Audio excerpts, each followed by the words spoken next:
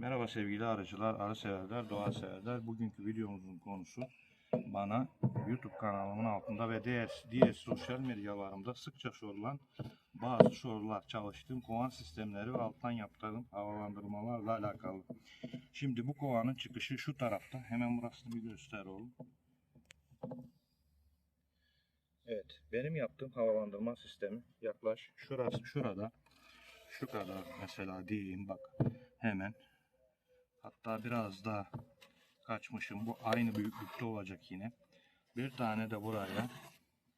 Bir tane de şuraya. Bunların aynı büyüklükte olması şart. Aynı punch'tan kesince aynı büyüklükte oluyor ve daha güzel oluyor.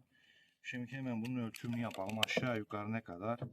Yani 7 santim falan. Şunu punch'la düzgün bir şekilde dilip koyuyoruz. Şimdi buradaki çıkışı tekrar bir gösterebilir misin? Şu çıkış burada. Arı mesela 3 çıtaya şu taraftan da çıkabilir. Bazı kovan çeşitleri şöyledir. Çıkışı şöyledir. Şu köşeler boş kalır. Mesela buraya 3 çerçeve çıkışır ama adam arı çıkışını buradan bırakmıştır. Dolayısıyla deliğin tam karşısına, çıkışın tam karşısına gelmediği için havalandırmada sıkıntı olur. Bundan bu sahaya topladığınızda şu şekilde strafor bir şey, küçük arı için düşünün bunu. Önce şuraya toplarsanız buradan arı çıkışı bütün olduğu için buradan arı çıkabilir. Siz bunu istediğiniz gibi daraltabilirsiniz. Aparatı da var zaten. Yine aynı şekilde bu tarafa da koyarsak şu taraftan da arı çıkışı olacağı için şurasını kapattık mı boydan boya arı buradan da hava alacaktır. Şimdi bazı kovan modellerinde 5. niçin gerek? Bunu da hemen şöyle yapayım. Şu orta yerine bir tane gerekiyor. Şu şekil. Mesela arı çıkışı şuradaysa şu kadar küçük olan bazı kapaklar var. Yani şuraları fix. Arı ortadan çalışabiliyor. Sen bu arıyı bu tarafa topladığında maalesef havalandırmalar bir işe yaramıyor. Fakat arıyı ortaya aldığımız zaman havalandırma tam ortada olduğu için aynı büyüklükte yine. Ben çizerken biraz büyük çizmişim. Siz buna takılmayın. Havalandırma aynı büyüklükte olduğu için mesela 3 çerçeve bir arıyı koyduğunuzu bile düşünseniz alttan havalandırma çalışacaktır. Şimdi bunu geçelim. Bu gördüğünüz ahşap altı bir tane altı fix olan şu şekil. Bunun değişik çeşitleri de var. Kırmalık olan. Şunu şuraya koyuyoruz. Yalnız burada yanımda şu an askılar yok. Buna şuraya bir vida, bir tane vida bu, bir tane de buraya ve şu şekilde bir tane kilit sistemi oluşuyor. Aynı şekilde diğer tarafına da koyaraktan dileyen arka kısmına da koyabilir üçlü ve bu nereye giderse gitsin asla çıkmaz. Şimdi bunu bir geçelim. Geçtikten sonra bunu şöyle hemen bir tane daha göstereyim. Şu da sadece önden çıkmalı. Bunda polen tuzağı yok. Full havalandırma. Bunu böyle çekince bu varroa tuzaklı bir tane tabanımız. Aynı diğeri gibi bu da çalışıyor. Bunu da gösterelim. Şimdi benim kovanlarım 0'a 0 basıyor derken bunu da belirtmek isterim. Şimdi şurada 0'a 0 bastığı gibi tüm kesimlerde 0'a 0 basar. Şurasına bakacak olursak arka kısmı, ön kısmı da şu taraftan, yani hemen çevirirsem, evet biraz oynadı. Ön kısmı da şu taraftan. Yani büyüklüğü anlatabiliyorum burada. Bunu da bitirdik diyelim. Gelen başka sorulara hemen yine bir tane kapağımı alayım. Kapağımı aldım. Koydum. Şimdi 0'a 0 basmak demek şu demek.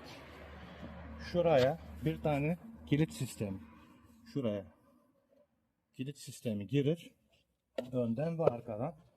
Bu kovanın kapağını rüzgar da atamaz. Herhangi bir yolculukta da asla açılamaz. Benim kullandığım malzeme budur.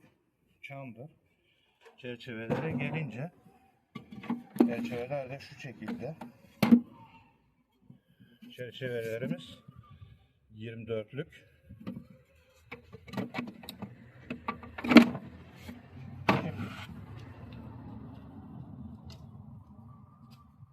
Standart Leonstrom ölçüleri. Önce şu benden çok şiddetle bunun satımı nerede falan diye soran arkadaşlar var.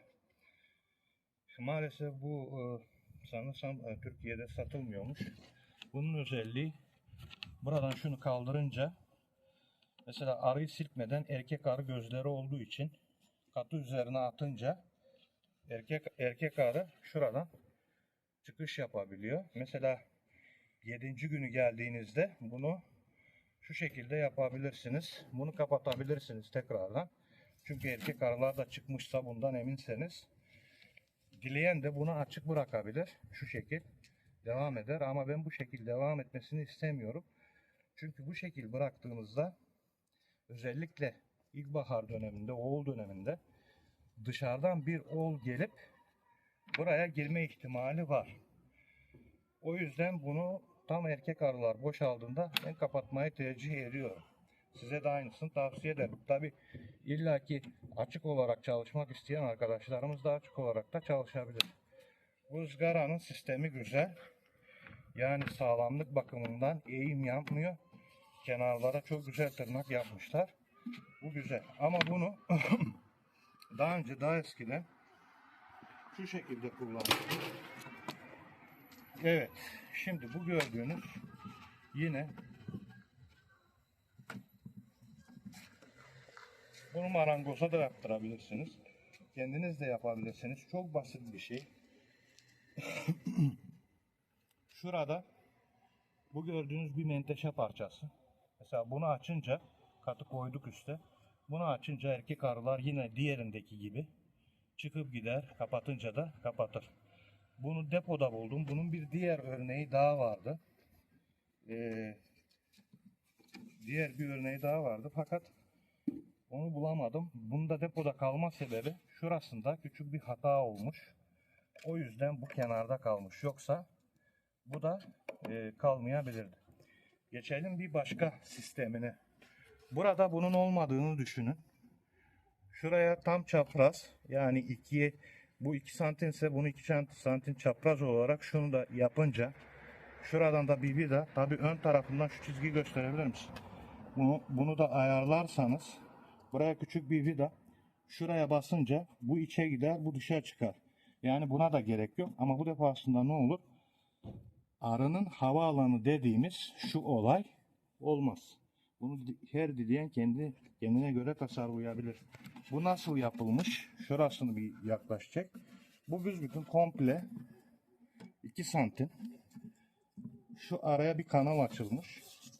Buraya da her taraftan bir kanal açıp bazvaya çok güzel bir şekilde şunu ilk önce kenarlarını kanalın içine soktuktan sonra her köşeden birer pul veyahut da zımba neydense onu tutturabilirsiniz. Bu sistemde aynı plastik gibi olur ve bunu çok daha ucuza mal edebilirsiniz. Yalnız şu ızgaralar arı geçişleri için çok güzel, fakat benim gözlemlediğim, her zaman da yaptığım şu ızgara bazen sıcaklardan dolayı alta yapışıyor ve yapıştıktan sonra arının geçişini zorlaştırıyor. O yüzden arının geçişini zorlaştırmaması için şu alt kısma yarım santim küçük bir tane şu şekil. Yani bu kenar gibi düşünün, şuraya koyduğunuzu. Bir tane de üstüne yine bununla aynı boyda yarım santim ve onu bir şekilde çivilen veyahut da diğer hıraç aletiyle yapıştırdıktan sonra işiniz biter ve asla bu aşağıda eğilme yapamaz. Zaman zaman bu yukarıda kalkma yapıyor. Bu defa kaptaki çerçevelere yapışıyor ve yine arıyı engelliyor, ama buraya altta yarım santim, üstte yarım santim şu kenardaki tabandan aynısını monte ederseniz bu sorun da ortadan kalkıyor. Ve demir ızgaralardan çok daha iyi oluyor diyebilirim. Şimdi geçelim başka şeye. Mesela Bu da tamire gelmiş yine. Şuradan odunu gitmiş. Telleri kalmış. Şu şekil. Bunun girişi de arının çıkış yeri yani. Bunların hafif tamire ihtiyacı var. Yani bu sistem de aynı sistem. Ama eskimiş olanı. Başka bir tane olay da sürekli bana sorulan videolarda şu kapağın ne işe yaradığını. Bu kapak da mesela bu çürüme yapmış. Belki de 15 yıllık. Punch'la yine bir tane delik açarsınız. Bu kapak özeldir. Bunun altında elek teli vardır. Burasını boya tutmuş ya da ben koymuştum. Yok, kapak açılmıyor şu an. Bu açılıyor çektiğinizde. Şuradan içeri kovanınızı açmadan şurup koyabilirsiniz. Fakat bunun tam olarak özelliği şu şekilde. Şu şeyi bir verebilir misin bana bir zahmet? Şimdi bu kapak gitmiş aslında. Evet arkadaşlar, bu kapak gördüğünüz gibi artık işe yaramaz ya da bunu birazcık tamir ederek tek çıta iki çıta bölmelerde kullanılabilir, ancak tabi üzerine bunu değiştirerekten. Şimdi size şunu yeni kapakta, bu yeni bir kapak. Şuradan bunu delersiniz. Deldikten sonra çevirirsiniz. Şimdi burada bazı yemliklerimiz var. Evet, yemliklerimizden şu yemlik, siz bunu şimdi bu şekilde şurada 1, 2, 3, 4 tane vidası vardır. Bunu buradan deldiğinizi düşünün. Bu buraya girer. Bu düz, kovan tam düz oturduğu halde 2 litre alır. Şimdi şu vidalan olan yerlere özel vidalarını atınca bunu istediğiniz zaman biraz geri çektiğinizde bu düşmüyor. Yani kapağı kaldırdığınızda bunda şöyle düşme falan olmuyor. Sürekli bu burada. Arada şuradan çalışır. Burada çıkıntısı vardır. Burada mesela şuraya, bu kenara gelince vida, biz bunu almak istediğimizde biraz iteriz, çekeriz yıkamak için falan. Bu versiyon 1. Bu da bunun içine de şamandıra sistemi eklemişler. Bu gördüğünüz de yine aslında bir tane basit şey yapmışlar. Bu gördüğünüzde yine aynı sistemle çalışıyor. Yani şu şekil yapıp alabiliriz. Birinci beslediğim sistem budu. Fakat matara sistemine geçtikten sonra bunları artık çok az kullanıyorum ama yer yer yine kullanıyorum. Çünkü bunlar da gayet işe yarar bir şey. Şimdi gelelim diğer meselemize. Videomuz çok uzamasın diye şu an size aparatları burada gösterdim. Bu kesinlikle bir reklam falan değildir. Kaldı ki bir tanesinin şurada markası vardı, onu da kapattım. Şu şekilde, ama bu özellikle kim böyle bir şey kullanmak istiyorsa, yani bir tane böyle basit, sadece arı geçişlerinin iyi olduğu takdirde şöyle bir tane basit marangoza da yaptırabilir, kendi de yaptırabilir diyeyim. Ve şimdi burada bunu bitirdikten sonra bu videonun sonuna ekleyeceğim bazı küçük bir tane bölüm var. Orasını da dikkat edin ve izleyin. Bugün bu videoya aslında matara sistemini de eklemek isterdim. Ama videolar çok uzun boylu olunca, özellikle böyle videolar sıkıcı olduğu için şimdi videomu ben burada bitireyim. Fakat videomun tam sonuna bir tane oksalik asitle ilgili aparat ekleyeceğim. Onu da izleyin. Şimdilik burada hoşça kalın. Görüşmek üzere. Bu tür videoları izlemek istiyorsanız YouTube'a girin ve YouTube'a Akın Akıncı Arıcılık Doğa yazıp kanalıma ulaşabilirsiniz. Ulaşınca şu gösterdiğim yerden profili tıklayın. Abone ol butonuna bastıktan sonra bildirimleri açmayı da unutmayın. Hepsi bu kadar. Kanala abone olduğunuzda ben yükleyince videoları ilk izleyen siz olun. Hoşça kalın.